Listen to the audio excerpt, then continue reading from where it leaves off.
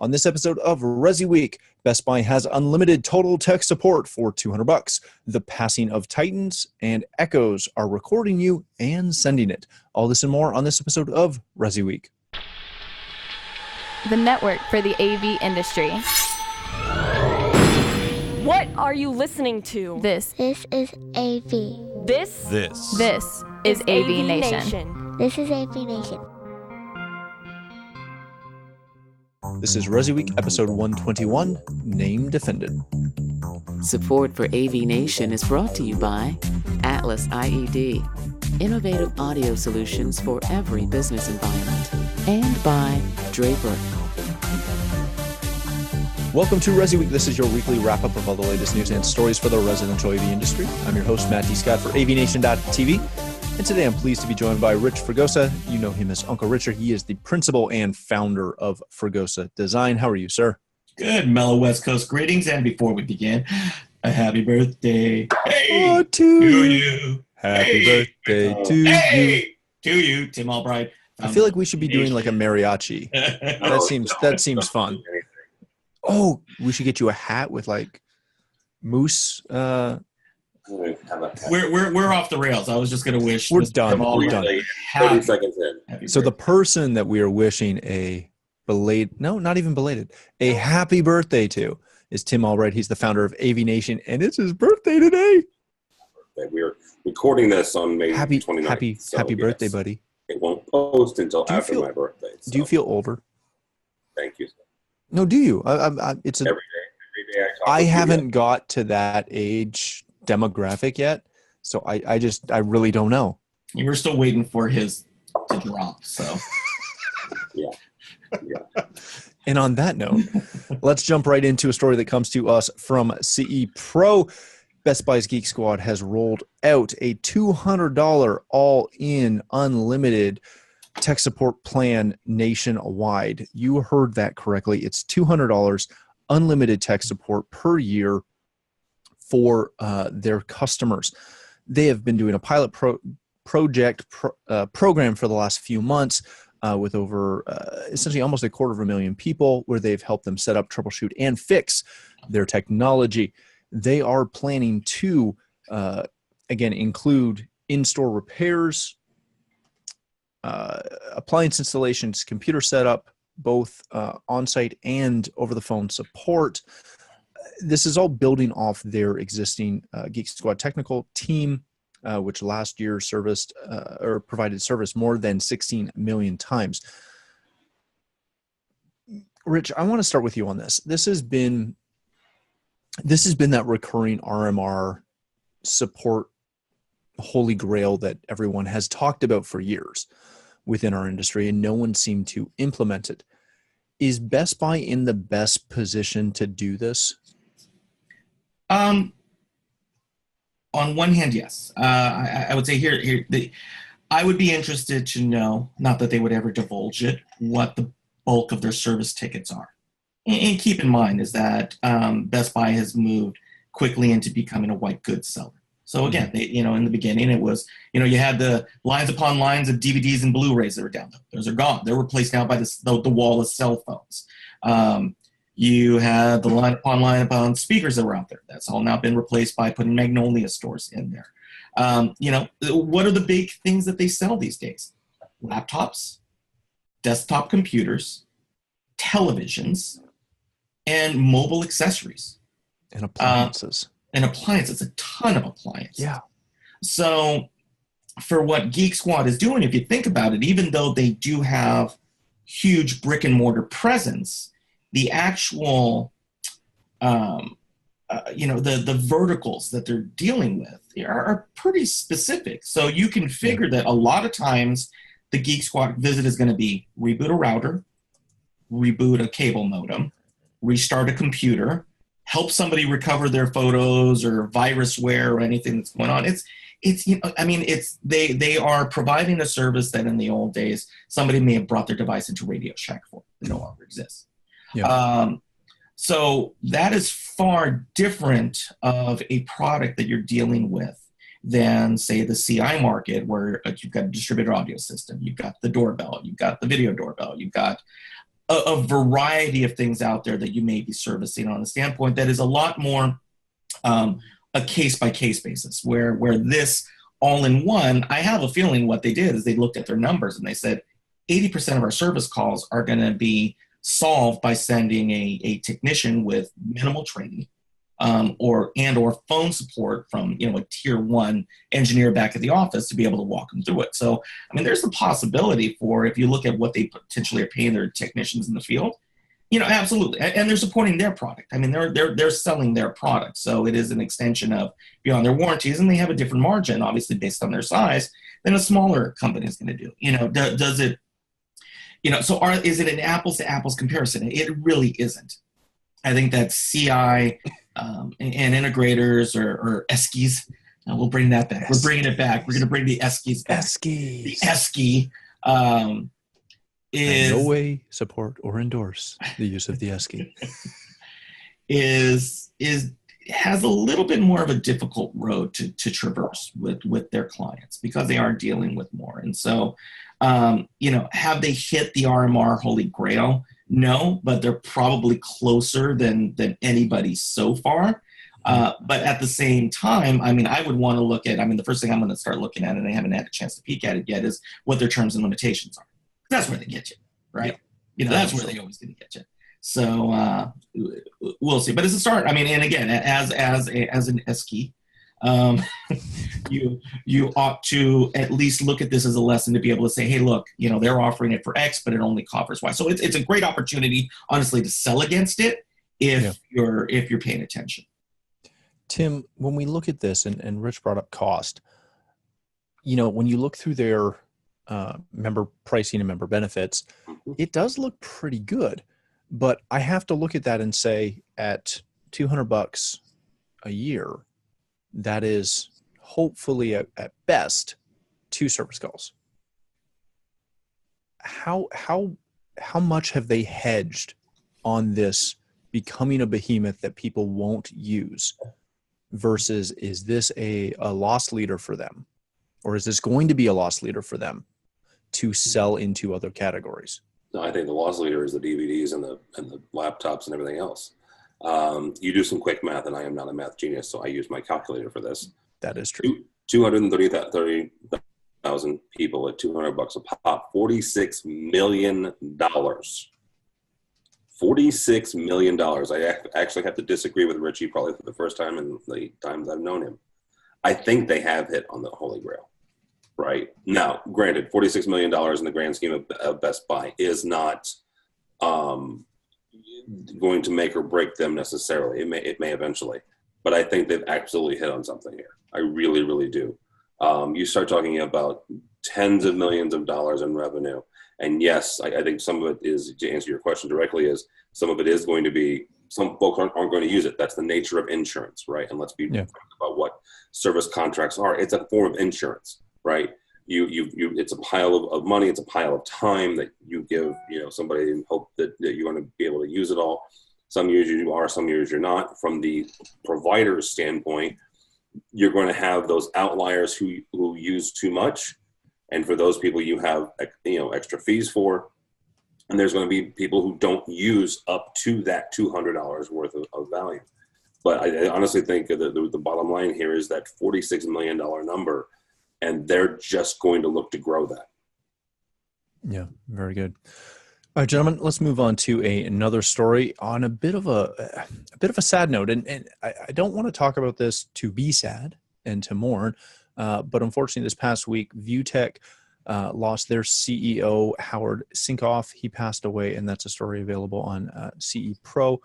As well, Dave Wilson, who founded Wilson Speakers.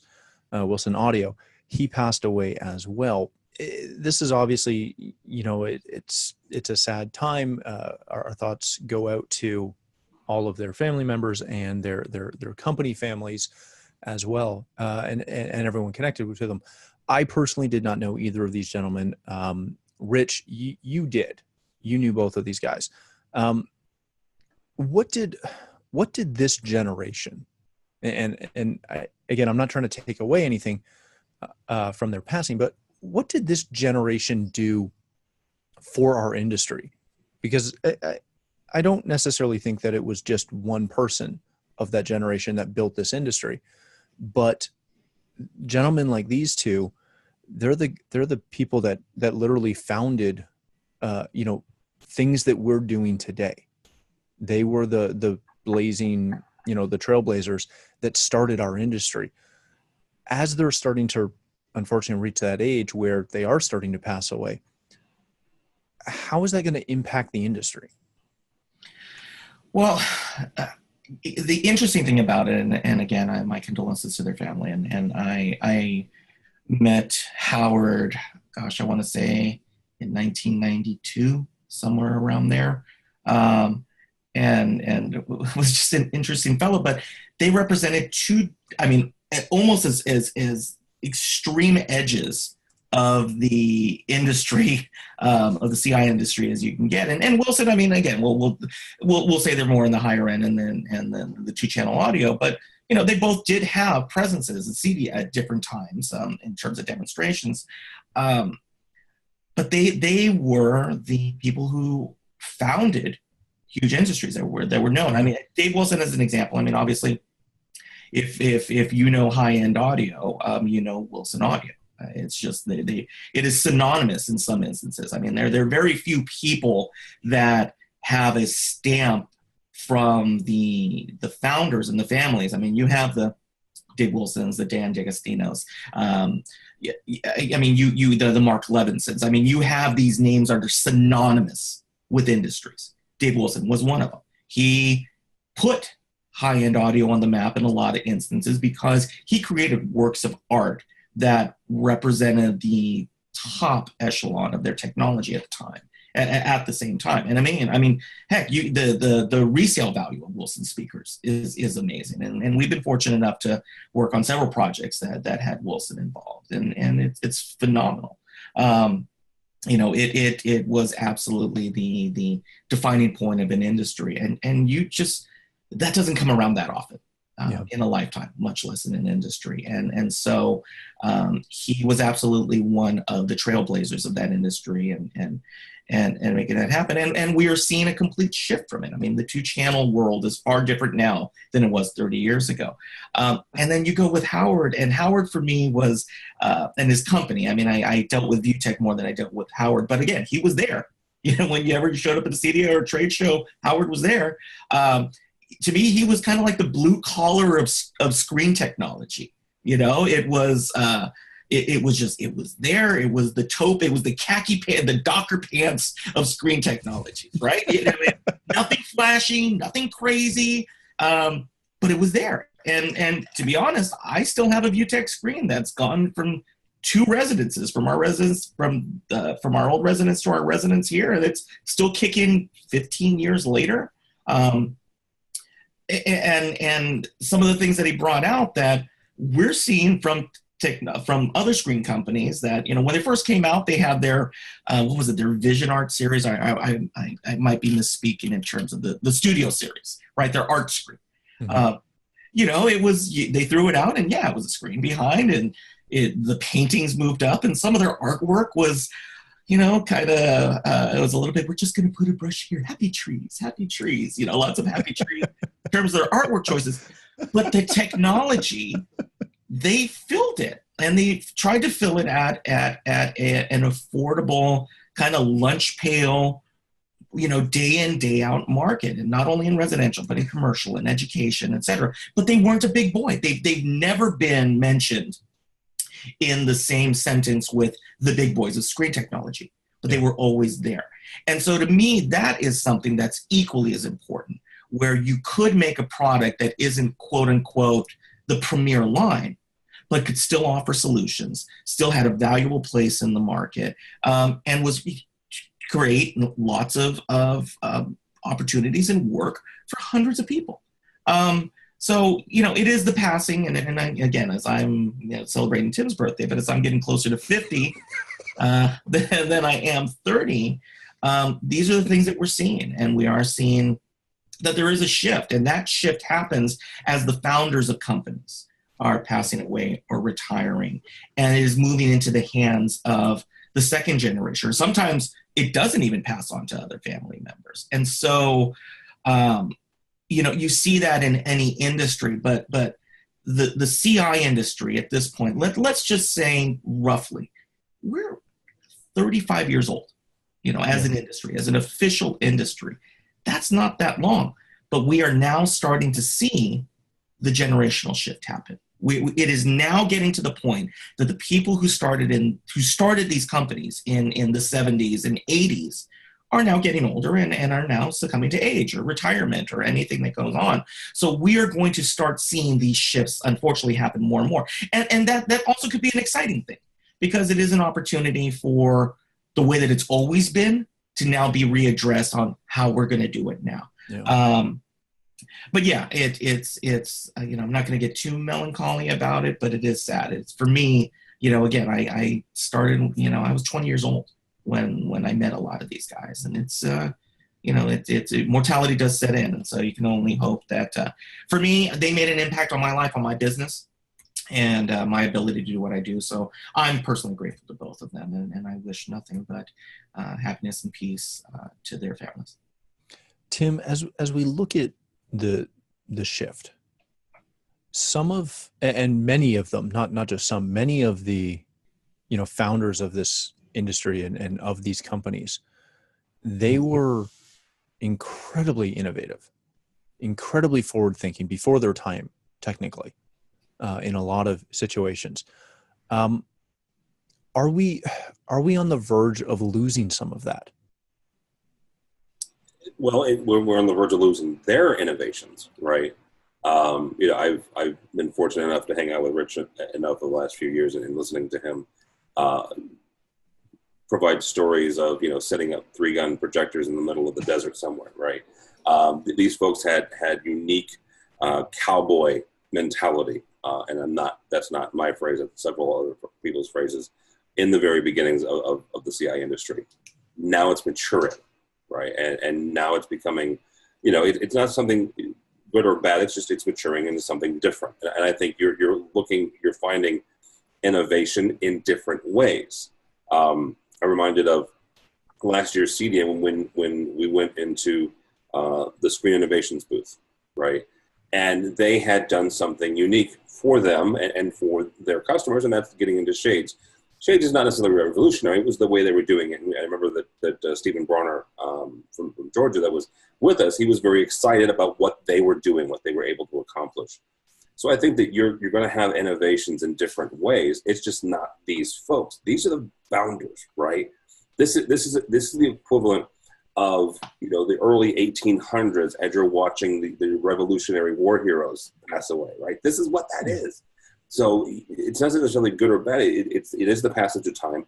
These fantastic men and women that have helped build and found this industry have given us some great innovations and some great things to build on. And now we're watching them kind of, like as Rich said, succumb to age or retirement. And now it's time for the next generation and then one after that. Because Richie and I are Gen Xers, and we understand that there is 1 and 2 and 3 generations behind us, and they're going to have their own crazy ideas, and some of them are going to pan out and some of them aren't, but it'll be exciting to see what they come up with. Speaking of crazy ideas that panned out or maybe didn't pan out, this comes to us from NPR. Amazon Alexa has recorded and sent a couple's private conversation, all without their knowledge. If you've followed this, if you've heard this made the rounds this past week. Supposedly a Portland couple had a mundane conversation about hardwood flooring. Unfortunately, their Amazon Echo listened, recorded, and then sent that recording to an employee of the husbands, all without supposedly their knowledge. A bit of a big deal. We've always been talking about Alexa and all of these voice control products with the caveat that you're putting a listening device into your house. The CIA or the FBI, they don't need to bug you anymore because you've already put it in your pocket and put it on your kitchen table. Tim, I want to start with you on this. When you read through this article and Amazon's response to this article, specifically stated that essentially there were 5 events that had to occur for this to happen. And supposedly Alexa had to respond and get answers to her responses to send this out. I do kind of wonder, you know, I'm not saying this is far-fetched. I'm not saying this didn't happen. But I do wonder how you didn't hear that going on in the background if you were just having a mundane conversation about hardwood floors. But maybe they had the volume turned down. Who knows? How much of this type of story do we expect to be accurate and valid and a true concern? So there's two things. I have two Alexas, so, you know, full disclosure. I read this, and the initial, oh my gosh, you know, it's the end of the world, you know, of course, came about. And the political cartoon, or the funny meme where, you know, back in the 60s, we all worried about, you know, the CIA tapping our houses, and, you know, today we ask that wiretap to order us bananas or whatever. I'm actually okay with Amazon's explanation, because more than once, more than twice, probably more than 24 times, I've given Alexa a command and I could not hear her response because somebody in my house had turned the volume all the way down, either purposely or inadvertently. They had turned the volume all the way down, and I could not hear her communicating with me. So I actually buy this explanation. That doesn't mean necessarily, though, that I don't find it troubling on another level. Here's where that is. That feature is not overtly marketed. In other words, I'll bet you the vast majority of folks who buy these things because they think it's the next best thing, or it's great, or it's cool, or whatever, had no idea that it could record and send. And I think from a marketing standpoint, from Amazon's marketing, I think that's a problem. I think that they need to be a little bit more overt about what they can and can't do, and what Alexa can and can't do. And then give people an opt-out, right? If you don't want Alexa to record conversations, you know, give them an opt-out. They just, at the beginning of May, started marketing and shipping a Kids Dot, right? That should be off by default, right? I don't want Amazon recording my conversations in my kids' room and sending it anywhere on purpose or by accident. I don't want an Alexa in my kids' room in general. Yeah. and that's again, if you are baked into the Amazon Echo ecosystem and it's how you're controlling things, fine, cool, groovy. I get why you would have it. And the Echo Dot Kids version has certain things that'll tell you good stories, play games and stuff like that. It's a neat little device. But this highlights a concern and a lack of transparency in that one device that has become arguably one of the most ubiquitous consumer electronics devices in the last 2 or 3 years. Very good. Rich, when you see these stories, and you've been an early adopter for years, does this give you pause when you begin to spec this and have this conversation with your clients, knowing good and well that there comes a point where if you do offer this, if you do install this, there is next to nothing you can do to ensure that something like this never happens? Notice that there's a red ring on a device behind me, which means that device is muted, the microphone is muted so that it can't listen. Hopefully, and I haven't gone in depth into the terms of use agreement, that should technically mean that it can't hear me at all, but I can't 100% say that that's actually the case. It just may be that it's just ignoring the keyword. It's huge. I was just reading, let's just for context right now, let's just consider. At the beginning of the year, okay, so it's coming on June right now. So we're at the halfway point of the year. But at the beginning of the year, 1 in 6 Americans had a smart speaker. 40 million people had a smart speaker at the beginning of the year. Of that group, 11% I don't know how they get this math sometimes on these things. So 16% of Americans own a smart speaker. Mm-hmm. Of that 16% of Americans, 11% of them own some form of Amazon product, and then the rest are spread between Google and Apple and everything else. I'm sure that number is larger now, but so let's just conservatively say we are somewhere in the 50 million user range, right? Mm-hmm. That's a lot of people who don't necessarily know what they're getting. They see the ads, they see the commercials, they see the technology, and I think it's great. Me personally, I don't have a whole lot of information that if somebody gets it, it's going to cause any. If somebody gets my information, it's not going to show up, in the Wall Street Journal. I work for people though, who if their information got out, it would show up in the Wall Street Journal. And so the key becomes, and when I meet people who privacy is a real concern, not just like oh my gosh, you're going to see, kind of like my, you're going to see my hotel bill and what I ordered in my room, my in-room movie services.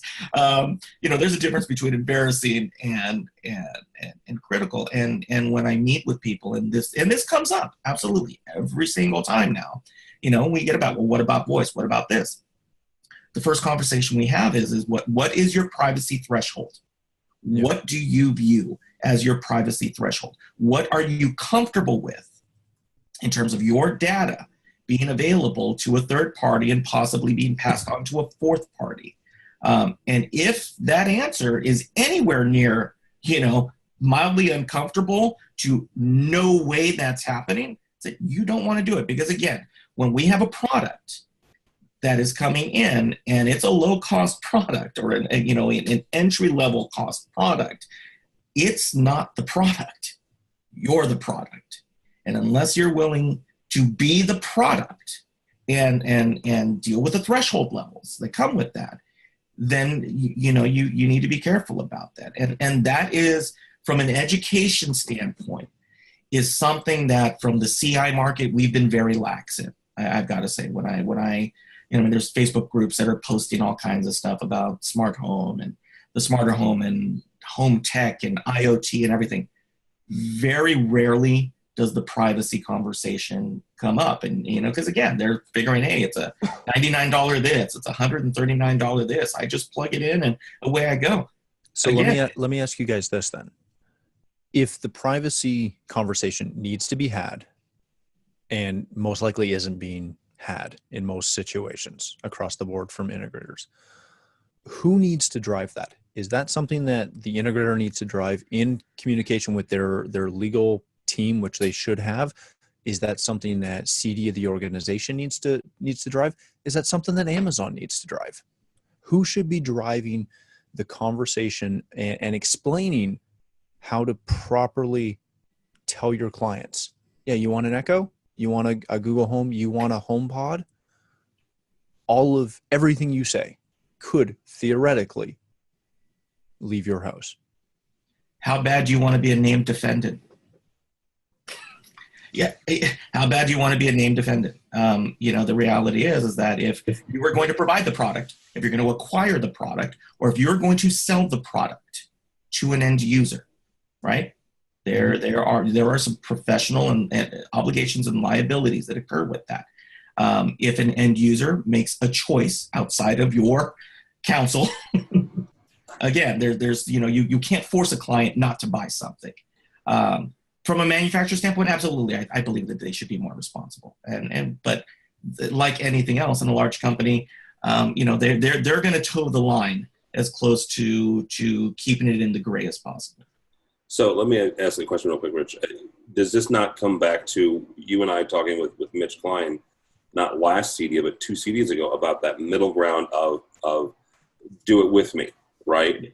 Where the do it with me market, and real quickly, this is Mitch's idea, Mitch Klein from Z-Wave, where you have the do it for me, right? So you pay somebody to have everything done for you. Do it yourself, which I'm going to do it myself, right? I'm going to grab everything. The do it with me is when you come in as an integrator and help your client kind of, integrate all these other disparate products. In that market, though, what you're saying, correct me if I'm wrong in here, where you have to protect yourself as the integrator and say, look, this is my professional opinion, XYZ, whichever product it is. So as long as you understand, Mr. Customer, Miss Customer, and you sign off on this, I'll do what you've asked me to do. This is my professional opinion based on my concerns. I'm still going to help you, but as long as you kind of, indemnify me of any legal action going forward. As an example, again, I'm fortunate enough that I don't provide equipment. I've left that industry a long time ago. But if I was an integrator, if I was providing a proposal, and in that proposal it had an Amazon Alexa, a Dot, a Valet by, whatever. At the very bottom of it, it would have, smart home devices provided by, I fully understand, ... and a place to initial, and again, is that a start?